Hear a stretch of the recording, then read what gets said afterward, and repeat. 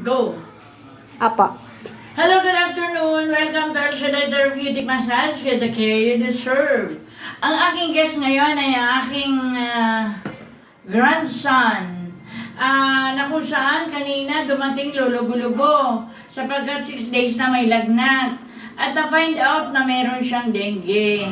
Pero sa awa ng Panginoon, may tawa-tawa at nagamot galing sa doktor, okay naman siya. Pero dumating sila may lagnat pa.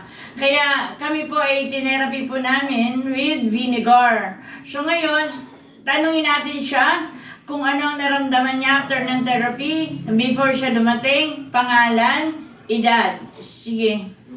Hello po, ako po si Christian Iraj Lopez, 16 years old po. Ang unang dating ko po is medyo mabigat po yung pakiramdam, tapos yung tiyan po medyo masakit and medyo nanghihina rin po yung mga muscles tsaka yung muscles sa paa. Pero pagkatas po i-therapy ni auntie is gumaan na po. Talaga?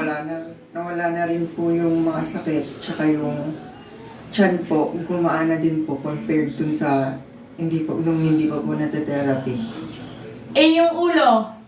Yung ulo din po. Gumaan na rin po yung ulo kasi nang unang punta po dito is medyo mainit pa, tas medyo Ngayon, mabigat po. wala nang lagnat, Neng, at saka kanina, dumating sila putla, ngayon, mapula ng labi.